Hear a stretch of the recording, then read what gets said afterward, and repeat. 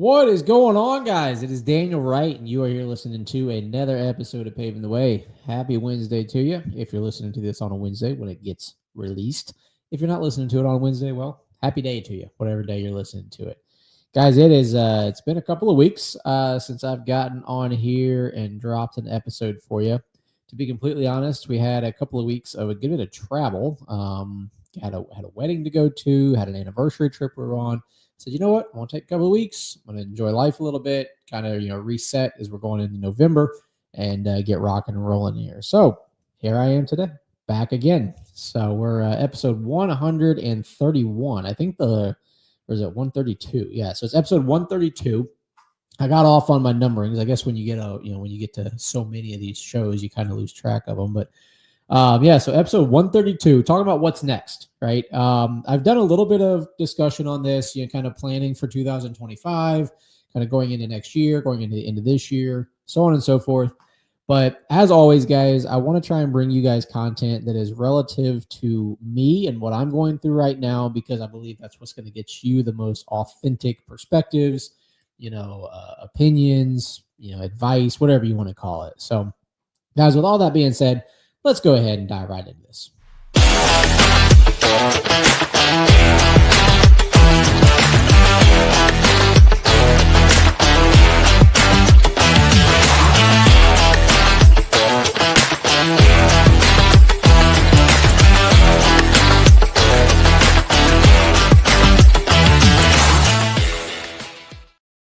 All right, guys. All right, let's get into the meat and potatoes. As I mentioned, what we're talking about today is kind of what's next. There's been a lot of discussion going on in our company, in my home, because my wife and I run the business now. So it's, we talk about work at work, and we talk about work at home, and then we talk about home at work. And I don't know. There's just a lot of discussions about what's coming up, what's next, what are we going for, what do we need to be making sure we're putting in place, getting clear on things, so on and so forth, because ultimately we want to make sure that we don't go into 2025 with a whole bunch of great ideas, a whole bunch of aspirations, but no actual plan in place on how to accomplish the things that we intend to accomplish. Now, we're still ironing out all the fine details of exactly what we need to be working on and how, the tactics of the strategies that we're wanting to employ. However, we do have some very clear things that we've been discussing and making sure that we have front of mind as we're entering into 2025. Because not only is 2025 a new year, right? So that's, there's going to be personal things we're wanting to achieve and accomplish and, things outside of the business, but also we reset to zero. Just like every other company, we're sitting here looking at our sales targets and we're looking at our goals for this year, how close we are to this and, what we have to get accomplished here. Once January 1st strikes, midnight, New Year's Eve, everything goes back to zero. I've explained it to a couple of people. We look at operating expenses as an entire year, and we also break it down per day. But ultimately, when we go into next year, we have the entire year's worth of operating expenses to climb out of that hole. And that's what we're aiming for. That's what we're pushing for. We have our targets we're trying to hit. We have our growth that we're wanting to achieve. But ultimately, if we don't have a clear plan in place, if we don't have clear objectives we're trying to achieve, then we're going to have a really hard time climbing out of that hole as the year goes on. So one of the top things that we've been discussing is establishing what sales needs to look like for us next year. Not, just the revenue numbers, not just, the types of projects we want to get, whatever it may be, but really dialing in, what does prospecting for that ideal client look like? What are the clients that we see out there that we're like, man, if only we could get an opportunity to work with these people and show them what we're about over here. If only we could have that chance to, try and have a meeting with this person or this company. What do those clients look like? And how do we need to prospect those individuals to be able to get an opportunity to chat with them, to get an opportunity to show them who we are, what we do, why we do what we do, how we do what we do, and why we're different than everybody else, right? Because let's face it, in the pavement maintenance world, a lot of people can paint lines in a parking lot. A lot of people can lay asphalt. A lot of people can pour concrete. A lot of people can paint houses. A lot of people can pressure wash, mow grass, whatever it is the business that you're involved in. A lot of people can do it. And truth be told, a lot of people can do it just as good, if not better than you can. So what is it that makes us different enough, that stands out enough, that when we're prospecting and we're looking into how to get in front of these clients and why they should give us an opportunity to get in front of them and why they should give us an opportunity to do a project with them, we have to know what our point of differentiation is. We have to know what those clients are looking for, what their pain points are, and what we can do to help solve those for them. Because ultimately, if we're just going to go try and get in front of individuals and say, hey, Mr. New Client, you should use us and give us a try because we're great, they're going to say, yeah, you and everybody else. We've already got our vendor. Thanks. Next. Conversation's over. So we have to make it really clear of what does our prospecting look like. Within that prospecting, like I said, it's what's that ideal client? What's that target demographic? What are their biggest pain points? What are their problems you're trying to solve? And what are the ways that you're going to help make their life easier? There's nowadays, yeah, sure, there's clients that want to shop for cheap, right? They're looking for the cheapest provider, the cheapest. That's not who we're going after, so I can't really speak to that. But I can speak to making sure that we know what the problems are that they're trying to solve.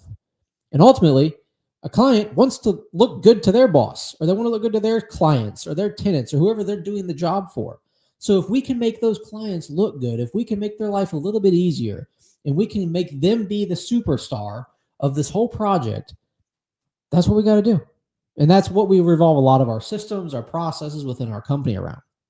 And then from there, when you're building out that prospecting list, you can also take a look at what is your current client list. Because I can promise you that there's a good chance that you have clients in your database that you've done work for previously, currently, whatever it may be, that you say, man, that was so great doing that job for that client. That was an amazing experience working together with them. Their communication was great. They treated our crew on site fantastic. They paid us on time. Imagine that. That's a novel idea. And you say, man, how do we get more of these types of people? So kind of tying into the prospecting side of it, you can also see like, okay, well, who have we done work for that we really enjoyed that experience? And figure out, okay, well, does this client have more opportunities that we can help them solve? Because hopefully if we had a great experience, hopefully it was reciprocated, right? And they had a great experience too. So you want to try and look and see what clients are you already working with in your database. You already have their contact information. You already have them, more or less kind of on your team, so to speak. Reach out to them. Figure out if they have any other problems, any other opportunities that you can help work with them on, solve things for them, so on and so forth. And then third, what is your system for your sales? We've been currently going through a handful of, different processes and discussions on what is it going to look like to grow our sales department. When I say grow our sales department, it ain't very big. You're looking at half of it right now. So we're like, all right, we got to make sure that when we get somebody in here, we plug them into our sales system, that it's going to make sense, that we can train them on it, that we have a process and a system for them to follow. Because ultimately, the worst thing that can happen is a new person comes into your organization. You say, hey, welcome to your company. Here's what we do. Here's how we do it. Here's your resources. Good luck. And if you don't have a system or a process for them to follow, then they're going to feel like they're getting baptized by fire. They're just getting thrown to the wolves. They're like, man, like, how am I supposed to win here? Like, how am I supposed to succeed? And how am I supposed to achieve what it is they're telling me I need to set out and achieve?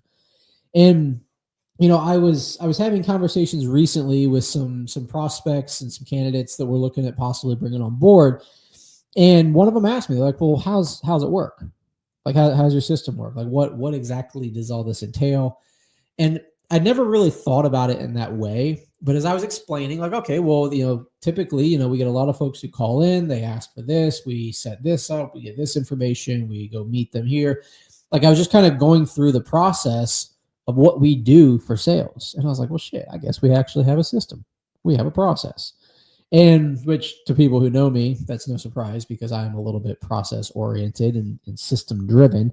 But nonetheless, when I was getting to explain it to a person who's interested in working with us, I was like, cool. So we have something that we can actually plug a person into, give them a roadmap for success.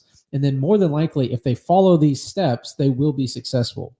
Because let's face it, guys, nobody goes on to a new job. Nobody comes into a new organization to fail, right? Nobody comes in to struggle. They want to succeed. They want to achieve their goals, the company's goals, be part of a winning team, so on and so forth. And you need to have that system and process down. On the flip side of that, the clients want to have a system to follow. Because as you get them in that first time, and they get to experience your company. When they come back again, because let's face it, you're going to provide them fantastic service, fantastic quality, fantastic results, and they want more of what you had to offer. And so when they come back, if it's not the same experience, if it's not the same system, the same process that it was before, they're going to be like, well, that's odd. What changed? So if you got to have the same system to follow for the clients, so that way they know what to expect. Most people do not like surprises. So if you iron something out, if you figured out a way to create a great experience for your client that your salespeople and your team can follow, then you got to make sure that that's documented, that it's trained, and that it's reinforced. Because ultimately, when you can have familiarity, people are going to keep coming back because they're comfortable with it. We've all been there and done that, where we went back to the person we broke up with because we thought it was a good idea, and then we figured out like, oh, well, it was just because we were familiar. But nonetheless, everything else was out the window. It was familiar. It was consistent. It was predictable. So the more that you can create that system, that you can create that process for your sales team to follow, as well as your clients to follow, it's going to create success for everybody involved. The next topic that we've been discussing a lot of here in our company going into next year and figuring out what's next is our staffing, right? Not so much of, oh, you got to trim the fat or anything like that. So there's nothing, we're not looking for that. It's ultimately, do we have the right people in the right seats? We've even had conversations recently with people in the last couple of weeks asking, hey, do you like what you're doing in this part of your job? Like, not really. Okay, well, what if we kind of shifted your focus over here and let you put 100% of your efforts into this? How would that make you feel? That'd be great. I would love it. So, you got to make sure that the people that you have on board, that you've got them in the right seats. And you're going to know, right? Like performance will suffer, attitude will suffer, morale, just culture. Like you're going to feel those things. If people aren't in the right seats, they will let you know, whether it's verbal or nonverbal cues. You got to be aware of that. And truthfully, guys, you just got to ask the questions. You got to ask them how they feel.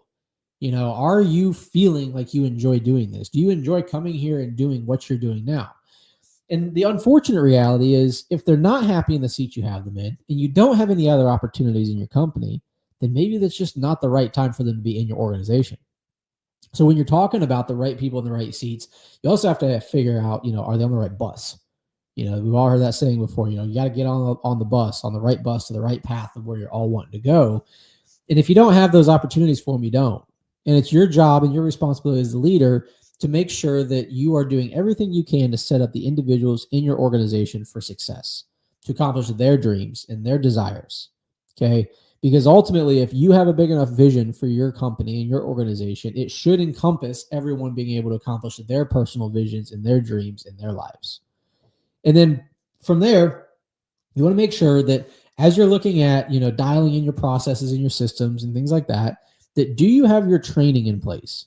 Like I said earlier, when it comes to hiring new salespeople, one of the biggest things that people, when they join companies, that they look for is, how am I onboarded? How am I trained? How am I integrated into this organization? Do you have a process for that? Even if you're a company of 3, do you have a person who's at least in charge of onboarding an individual, of showing them the ropes? Because nobody, like I said, wants to come in and just be left to guess and get baptized by fire and hope for the best. So you got to make sure that your training, your onboarding is in check. And then you have to make sure that everybody on the organization knows the clear path to accomplish the goals that the company is setting out. So you're going to have company goals that you're wanting to achieve, whether it's growth goals or types of clients or number of projects or whatever it may be. But also the individuals should have some goals that they want to accomplish. If you have people on your team who say, nope, this is what I want to do for the rest of my life and never grow and never do anything else, you might want to evaluate if you're building a winning team or if you're building a stagnant and losing team. Because I can tell you right now that the individuals that we have on our team, if they don't have goals and aspirations to continue growing and developing themselves personally and professionally, they're not going to fit very well here for very long. At the end of the day, if the company is growing and developing, the people in the company have to be able and willing to grow and develop as well. So you got to make sure that you as the leader know what their goals and aspirations are, and then make sure that you can work with them to set out that pathway to achieve those things. Because what I've found and what I believe is that if your individuals on your team are actively accomplishing their goals and moving towards the things that they desire, you're ultimately, as a byproduct, going to get a better result from them. You're going to get more buy-in, you're going to get more loyalty, you're going to get better attitude, morale, output, whatever it may be. It's going to all around be better because they're getting fulfilled. They're working towards what they desire, what they dream of. And so you got to make sure that you're really clear as their leader on what is the goals that you have as an individual, and are they clear on the goals that the company has as a whole. The third thing that we're making sure that we're getting dialed in right now is our processes and procedures. At the end of the day, anybody who's involved in processes, operating systems, so on and so forth, knows that they are always under construction. But when you have them in place, if they are followed, it is a higher likelihood of success for everyone involved. And so what you can do is you can spend some time kind of going back through some projects, some, whatever it is that you do in your company, to kind of say like, hey, how did this, this event go, or this project or this job or whatever it was, and say, well, did it go well or did it not? If it didn't go as well as you wanted to, where were the holes at? In our world, one of the big things that happens is the handoff from sales to operations and production. The salespeople go meet with the client, they put together a scope, they send it out, they get the contract approved, everything gets loaded into our project management system, operations takes it to go do it, and then there's a divide somewhere. The handoff from sales to operations is always a hole. So we're constantly evaluating how can we make that transition as smooth as possible. Kind of going back up to point number one I had as far as the system for sales is, your clients want to know that they're going to get a smooth process, that it's going to be an easy project for them to take on with you. And so you got to make sure that internally that you're evaluating where are holes for things to be slipping through the cracks and where we're dropping things, because we want to make sure that everybody involved internally and externally is set up for success as best as possible. Now, that doesn't mean it's always going to be perfect, right? There's always going to be a hole somewhere, or a gap or a crack that, something slips through. We're human. There is no perfect system. There is no perfect process, but you want to keep trying to evaluate for that. And then in that, when you're looking at those systems and processes, there's going to be times where you find things that you need to take out because you're actually making it more difficult and more complicated by having too many steps, too many details, too many places to look for information, whatever it may be. A lot of people think that they have to keep adding, or keep changing. Sometimes the simplest step is to delete. Just take the step out. We've had things over the years that we started doing thinking it was going to make things great. It was going to make life easier for people, so on and so forth. And ultimately, it just created more headaches, more confusion, more frustration, and more opportunities to drop the ball. So we just delete it. It's pretty simple, right? I think that more people need to give more credit to just deleting things. There's a saying out there, simplify to multiply. I was having a conversation with a buddy of mine today. It's ultimately, our business model, we want it to be as simple as possible so that it's as scalable as possible. Simple scales, right? So the more complicated your systems and processes are, the more difficult it is to grow it, scale it, get people onboarded and integrated in it, and whatnot. So beyond that, any of your systems and processes that you have in place, you want to have a clear training plan. So kind of like training for your staff on what your expectations are, what your goals are to achieve. All those systems, processes, and procedures need to have a clear training plan in place, because you cannot set out the expectations for people to achieve and accomplish something a certain way unless you have set them up for success by training them properly.